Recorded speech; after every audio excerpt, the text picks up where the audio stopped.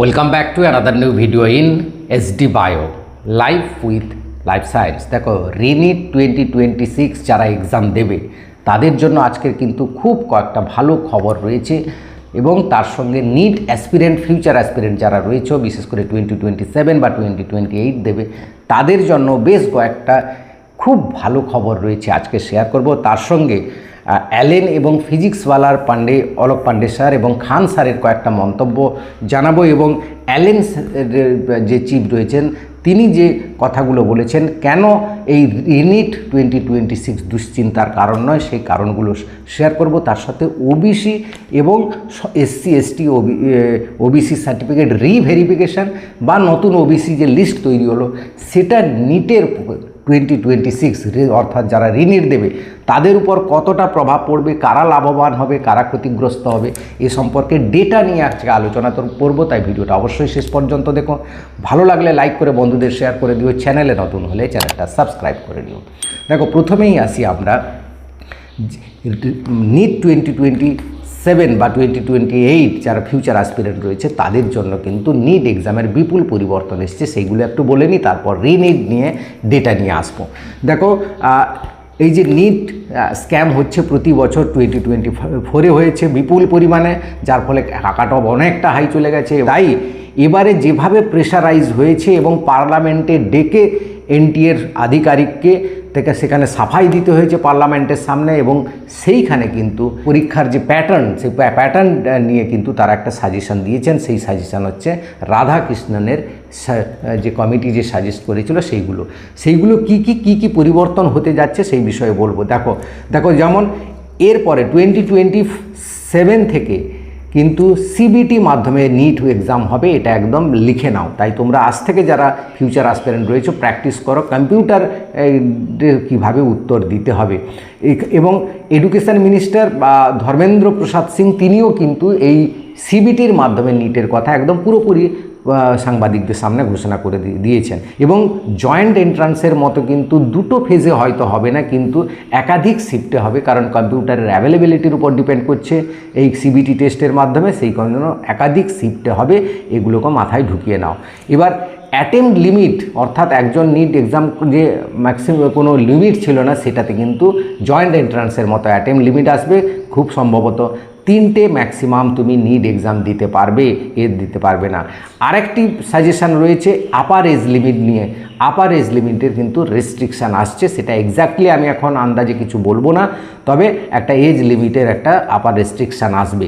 তো এই হচ্ছে নিট 2026-এর কিছু পরিবর্তন, যে পরিবর্তনগুলো আমরা এর পরবর্তী পরীক্ষা যারা দেব তারা কিন্তু সাবধান থাকবো।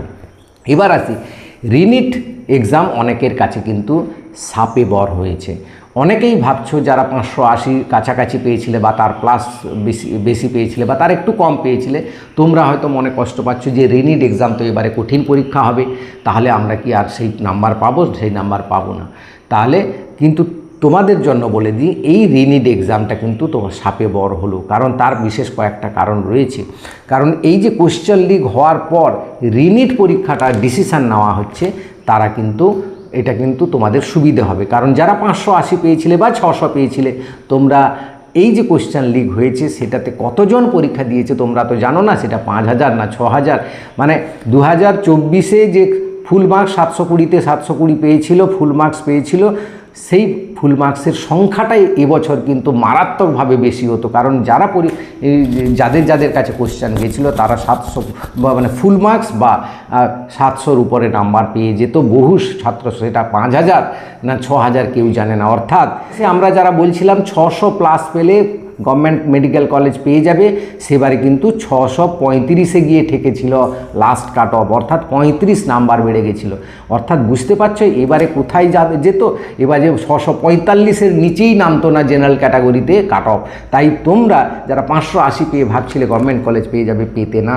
তাই কিন্তু এই রিনিট তোমাদের জন্য ভালো খবর। তাই আমার মতে আরেকটি কথা হচ্ছে কি, যারা 600-র কাছাকাছি নাম্বার পেয়েছিলে, 580 বা তার বেশি পেয়েছিলে, তোমাদের প্রিপারেশন কিন্তু ঠিক আছে, তোমাদের আর মানে চিন্তা করার দরকার নেই, ভয় পাওয়ার দরকার নেই। যারা এই পরীক্ষায় 580 প্লাস পাবে তারা কোয়েশ্চেন যতই কঠিন হোক না কেন সেই পরীক্ষায় তারা ভালো নাম্বার পাবে, এবং যে নাম্বারটা যদি কমেও যায় নাম্বারটা, সেই নাম্বারটা কিন্তু তাদের একটা গভর্নমেন্ট কলেজ পেয়ে যেতে সাহায্য করবে।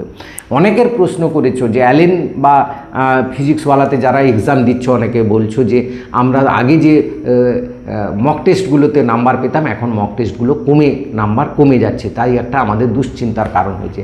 এই কমে যাওয়াটা স্বাভাবিক, পরীক্ষার আগে নাম্বার মানে ভয় পাওয়াটা এটা কিন্তু পরীক্ষা ভালো হওয়ার একটা লক্ষণ। এবং শুধু তাই নয়, এর একটা বড় কারণ আছে যে কেন তোমাদের মক টেস্টে নাম্বার কমে যাচ্ছে। নাম্বার কমে যাওয়ার কারণ হচ্ছে এখন সমস্ত ইনস্টিটিউশনগুলো ধরেই নিয়েছে ফিজিক্স মানে কোশ্চেন কঠিন হবে, বিশেষ করে ফিজিক্সের কোশ্চেন কঠিন হবে, বায়োলজির কোশ্চেন লেন্দি হবে, কেমিস্ট্রির কোশ্চেন ও মডারেট টু হার্ড এরকমভাবে কোশ্চেন হতে পারে, এবং এই ফরম্যাটটাকে রেখে তারা কিন্তু কোশ্চেন পেপার বানাচ্ছে। তাই সেই হার্ড কোশ্চেন পেপারে তোমার নাম্বারটা কমবে, এটা তো স্বাভাবিক ব্যাপার, কিন্তু তাতে ভয় পেও না। আমার মনে হচ্ছে এবারে কোশ্চেন পেপার এনটিএ খুব একটা কঠিন করবে না, কারণ যেভাবে তারা পর কয়েক বছর সমালোচনার সম্মুখীন হয়েছে পার্লামেন্টে গিয়ে বা সাংবাদিকদের সামনে, বা খান স্যার মানে অলোক পাণ্ডে স্যার এরা তো এনটিএকে বলেই দিয়েছিলেন যে সিস্টেমের মধ্যে গলদ আছে, চোর সিস্টেমের মধ্যে বসে আছে, খুঁজে বার করতে হবে। এবার যারা ধরা পড়ছে তারা তো বোঝাই যাচ্ছে কোশ্চেন সেটা সব রয়েছে। তো এই যে মানে দুর্নীতির যে একটা আখড়া তৈরি হয়েছে, এখান থেকে বাঁচার জন্য এই যে বারবার তারা যে অপমানিত হচ্ছেন, সেখান থেকে আবার যদি কোশ্চেন পেপার কঠিন করে দেওয়া হয় কেউ কিন্তু ছেড়ে কথা বলবে না, এবং আবার কিন্তু মানে সাংবাদিকদের সামনে মিডিয়াতে সবাই মুখ খুলবে এই এনটিএর মানে সিস্টেম নিয়ে। তাই কোশ্চেন কিন্তু খুব একটা কঠিন হবে না, যেরকম কোশ্চেন হয়েছিল সেরকম কোশ্চেন হবে, এবং 15 মিনিট সময় তোমাদের বাড়িয়ে দেওয়া হয়েছে, যার ফলে 15 মিনিট কোশ্চেন পেপার একটু লেন্দি হবে বটে, মানে এটা শিওর কোশ্চেন পেপার লেন্দি হতে যাচ্ছে, কিন্তু খুব একটা হার্ড মানে ভেরি হার্ড এইগুলো হবে না, মডারেট টু হার্ড এরকম একটা কোশ্চেন হবে। তো এই কোশ্চেন পেপার ধরে তোমরা এখন যে কঠিন কোশ্চেন পেপারে পরীক্ষা দিচ্ছ, যার ফলে নাম্বার পেয়ে যাচ্ছ, চিন্তা করার দরকার নেই। প্র্যাকটিস যেরকম করছো করে যাও, মক টেস্ট যেরকম দিচ্ছ দিয়ে যাও, যে এবং রিভিশনটা তার সঙ্গে দিয়ে যাও, তাই তোমাদের কিন্তু এবারে কাট অফ কমবে। সেই কাট অফটা কত কমবে সেটা নিয়ে আসবো আমি। 2026-এর যারা রিনিট দিচ্ছ তোমাদের কিন্তু কাট অফ কমবে। কেন কাট অফ কমবে না, আরেকটি বড় কারণ হচ্ছে এসসি এসটি ওবিসি এই যে ক্যাটাগরিগুলো ছিল এবং বিরাট একটা সিন্ডিকেট কাজ করছিল, এখনও পর্যন্ত ধরা পড়েছে প্রায় 17 জন যারা এমবিবিএস করছে, তারা এসসি এবং এসটি মানে ডুপ্লিকেট সার্টিফিকেট বা ফ্রড সার্টিফিকেট নিয়ে তারা কিন্তু এমবিবিএস পড়ছে, তারা কিন্তু ধরা পড়েছে। চাই এই সরকার, নতুন সরকার যে এসছে, তারা কিন্তু 2011 সাল থেকে 1,69,00,000 যে সার্টিফিকেট ইস্যু হয়েছে সবগুলোকে রিভেরিফিকেশান করাচ্ছে, এবং এই নোটিশ ডিএম লেভেলে আছে, ডিএম করছে। মানে যারা এসসি এসটি ওবিসি তাদের কিছু করতে হচ্ছে না, এরাই কিন্তু ভেরিফিকেশান করবে, যার ফলে বহু এসসি বহু এসটি ফ্রড সার্টিফিকেট বেরিয়ে যাবে, যার ফলে এই যে ফ্রড সার্টিফিকেট নিয়ে অ্যাডমিশন হয়ে যাচ্ছিলো, সিটটা রিজার্ভ করে নিচ্ছিল, তোমার জন্য কাট অফটা বেড়ে যাচ্ছিলো, সেটার কিন্তু সম্ভাবনা আর 2026-এ থাকছে না।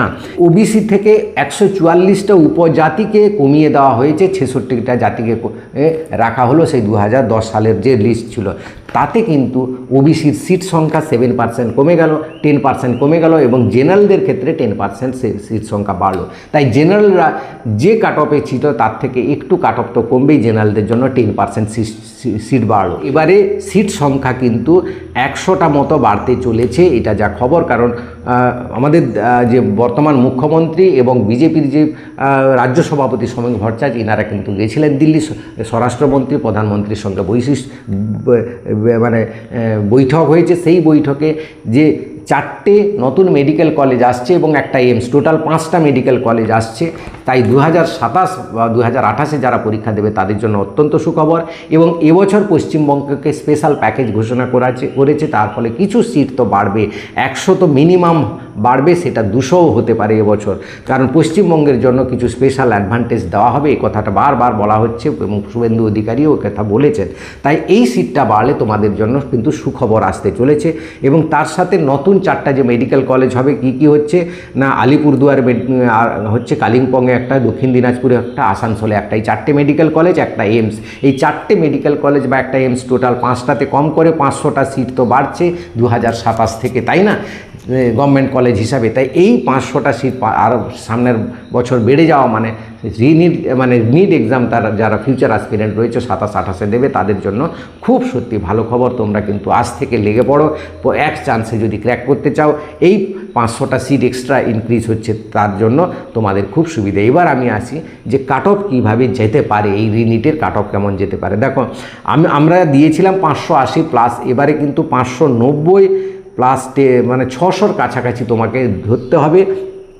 যদি কোশ্চেন কঠিন হয়ে যায় সেটা কিন্তু 570-এ নেমে আসবে, এরকম একটা ব্যাপার। এবার কোশ্চেন যদি এইরকম টাইপের যেটা বললাম হয় তাহলে কিন্তু সেটা 590 বা 600 কিন্তু মিনিমাম জেনারেল ক্যাটাগরির কাট অফ যাবে। ওবিসির ক্ষেত্রে 575 যাবে, ইডব্লিউএসের ক্ষেত্রে 555 এবং এসসির ক্ষেত্রে 475, এসটির ক্ষেত্রে 250-এর কাছাকাছি এরকম একটা কাট অফ যাওয়ার সম্ভাবনা রয়েছে। এটা মিলিয়ে নেবে, কোশ্চেন কিন্তু বিরাট কঠিন হয়ে যাবে না, সেই লেভেলের হবে, একটু লেন্দি কোশ্চেন হবে। তাই মন দিয়ে মক টেস্টে যা পাচ্ছ সেটা নিয়ে মন খারাপ না করে রিভিশনটা বাড়িয়ে দাও, মক টেস্ট বাড়াও, প্রিপারেশনটাকে এগিয়ে নিয়ে যাও। রিনেট তোমার জন্য সাপে বর হবে, কোনো চিন্তা করার প্রয়োজন